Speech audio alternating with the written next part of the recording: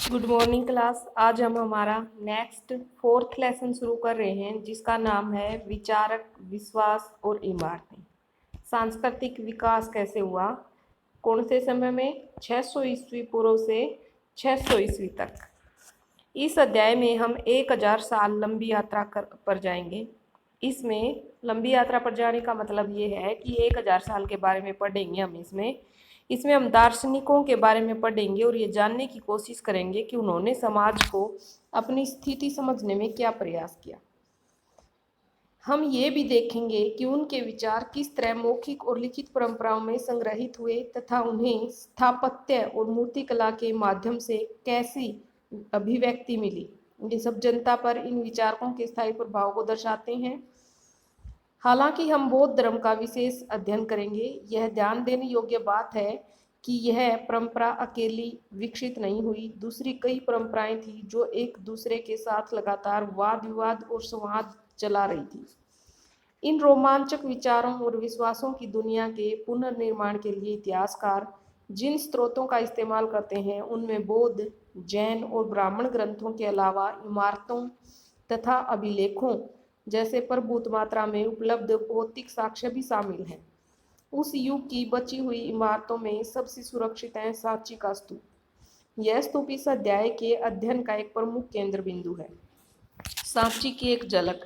सांची 19वीं सदी में भोपाल राज्य के प्राचीन अवशेषों में सबसे अद्भुत सांची कनखेड़ा की इमारतें हैं। भोपाल से 20 किलोमीटर की दूरी पर उत्तर पूर्व की तरफ एक पहाड़ी की तलहटी में बसे इस गांव को हम कल देखने गए थे। हमने पत्थर की वस्तुओं, बुद्ध की मूर्तियों और एक प्राचीन तोरण द्वार का निरीक्षण किया। ये अवशेष यूरोप के सज्जनों को विशेष रुचिकर लगते हैं, जिनमें मेजर अलेक्जेंडर कनिंघम एक हैं। मेजर अलेक्जेंडर कनिंघम ने इस इलाके में कई हफ्तों तक रुककर इन अवशेषों का निरीक्षण किया। उन्होंने इस जगह के चित्र बनाए, वहां के अभिलेखों को पढ़ा और गुंबदनुमा ढांचे के बीचों बीच खुदाई की। उन्होंने इस खोज के निष्कर्षों को एक अंग्रेजी पुस्तक में लिखा। भोपाल की नवाब शाहजहां बेगम की आत्मकथा ताज उल इकबाल तारीख भोपाल से। 19वीं सदी के यूरोपियों में सांची के स्तूप को लेकर काफी दिलचस्पी थी। फ्रांसीसियों ने सबसे अच्छी हालत में बचे सांची के पूर्वी तोरण द्वार को फ्रांस के संग्रहालय में प्रदर्शित करने के लिए शाहजहां बेगम से फ्रांस ले जाने की इजाज़त मांगी। जो यूरोपीय थे, इन्होंने पहले भी बताया है कि यूरोपियों की काफ़ी दिलचस्पी रही है। उन्होंने शाहजहां बेगम से ये परमिशन मांगी कि वो यहाँ से चीज़ें उठा करके और फ्रांस के जो संग्रहालय है, म्यूजियम है, उसमें रखना चाहते हैं। कुछ समय के लिए अंग्रेजों ने भी ऐसी कोशिशें की। सौभाग्यवश फ्रांसीसी और अंग्रेज दोनों ही बड़ी सावधानी से बनाई प्लास्टर प्राकृतिक से संतुष्ट हो गए। क्या किया शाहजहां बेगम ने, उनको क्या करा कि प्लास्टिक की ऐसी ही नकल बनवा करके दे दी जिससे वो संतुष्ट हो गए। इस प्रकार मूल कृति भोपाल राज्य में ही अपनी जगह पर रही। भोपाल के शासकों शाहजहां बेगम और उनकी उत्तराधिकारी शाहजहाना बेगम ने इस प्राचीन स्थल के रखरखाव के लिए धन का अनुदान दिया। आश्चर्य नहीं है कि जॉन मार्शल ने सांची पर लिखे अपने महत्वपूर्ण ग्रंथों को सुल्तान जहां को समर्पित किया। सुल्तान जहां बेगम ने वहां पर एक संग्रहालय और अतिथिशाला बनाने के लिए अनुदान दिया। वहां रहते हुए ही जॉन मार्शल ने उपर्युक्त पुस्तकें लिखी। इस पुस्तक के विभिन्न खंडों के प्रकाशन में भी सुल्तान जहां बेगम ने अनुदान दिया। इसलिए यदि यह स्तूप समूह बना रहा है तो इसके पीछे कुछ विवेकपूर्ण निर्णयों की बड़ी भूमिका है। इनका कहने का मतलब है कि सांची का स्तूप जो है उसकी जो ये रख रखाव है वो बना रहा है, उसके लिए कुछ कारण जिम्मेवार हैं, क्योंकि वहाँ जो बेगमें थी, वहाँ के जो शासक थे, उन्होंने इसकी तरफ ध्यान दिया, जिसकी वजह से आज इसकी जो शान शौकत है वो बनी हुई है। लेकिन इससे भी पुराना और इससे भी अच्छा सुंदर अमरावती का जो स्तूप था वो क्या हो गया, वो छिन्न भिन्न हो गया। शायद हम इस मामले में भी भाग्यशाली रहे कि इस स्तूप पर किसी रेल ठेकेदार या निर्माण की नजर नहीं पड़ी और उन लोगों से भी बचा रहा जो ऐसी चीजों को यूरोप के संग्रहालयों में ले जाना चाहते थे। बौद्ध धर्म के इस महत्वपूर्ण केंद्र की खोज से आरंभिक बौद्ध धर्म के बारे में हमारी समझ में महत्वपूर्ण बदलाव आए। आज ये जगह भारतीय पुरातात्विक सर्वेक्षण के सफल मरम्मत और संरक्षण का जीता जागता उदाहरण है। आगे इसमें दिखाया गया है कि आखिर इस इमारत का क्या महत्व है, ये टीला क्यों और इसके अंदर क्या था और इसके चारों ओर पत्थर की रेलिंग बनाई गई।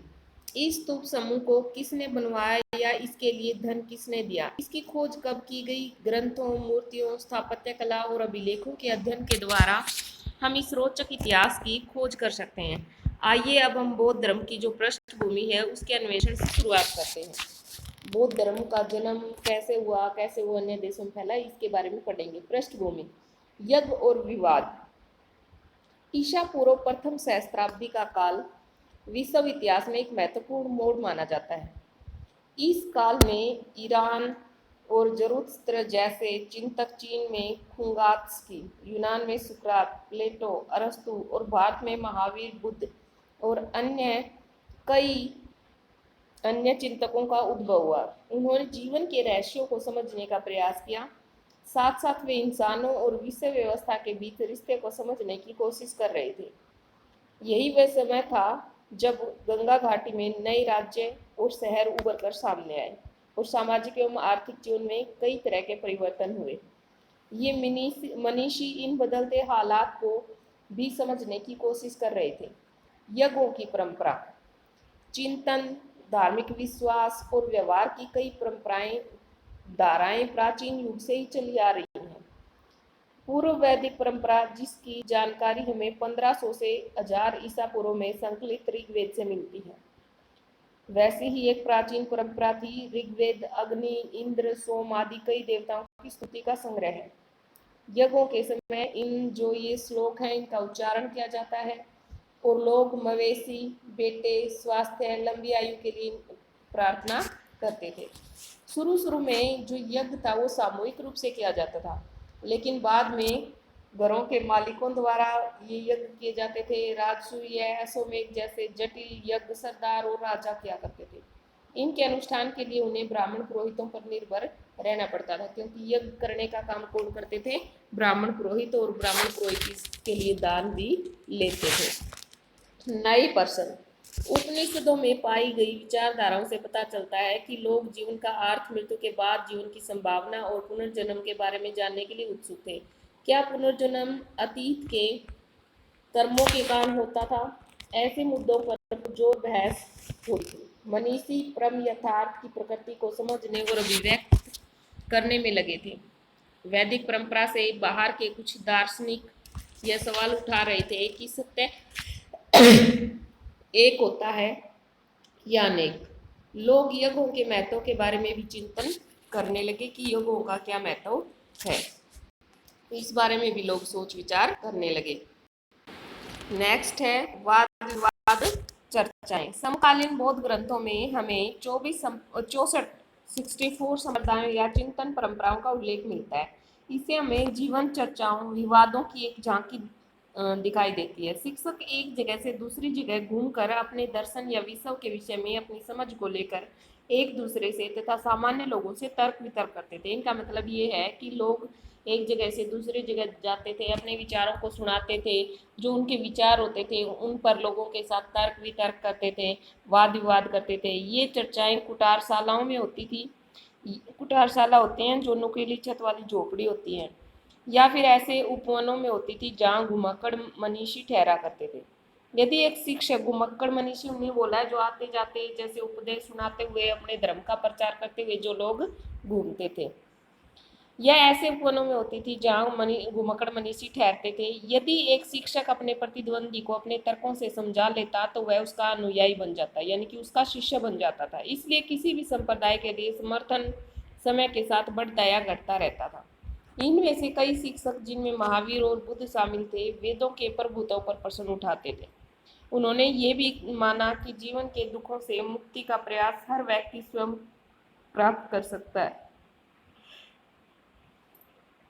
यह समझ ब्राह्मणवाद से बिल्कुल भिन्न थी। जैसा कि हमने देखा, ब्राह्मणवाद यह मानता है कि किसी व्यक्ति का अस्तित्व उसकी जाति और लिंग से निर्धारित होता है। लेकिन जो ये बुद्ध धर्म के लोग थे और महावीर थे, वो क्या मानते थे? वो मानते थे कि अपने प्रयास से, अपने आचार व्यवहार से, अपने कर्मों से जो व्यक्ति है उसकी पहचान होती है और उसका जाति या लिंग से कोई नाता नहीं होता। आगे ये कुछ बताया गया है, सो स्टूडेंट्स हम इसके बारे में देखो। अभी इसमें बताया गया है कि यहाँ पर संस्कृत भाषा में रचित लगभग 6ठी सदी ईस्वी पूर्व के छंदोग्य उपनिषद से 2 श्लोक दिए गए हैं।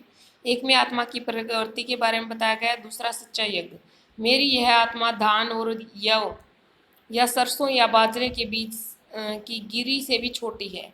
मन के अंदर छुपी मेरी आत्मा पृथ्वी से भी बड़ी है, अक्षति से भी विस्तृत है, स्वर्ग से भी बड़ी है और इन सभी लोगों से भी बड़ी है। तो ये मन का मानना होता है कि आत्मा को वैसे तो छोटा मानते हैं, लेकिन शरीर के अंदर है तो बहुत बड़ी है।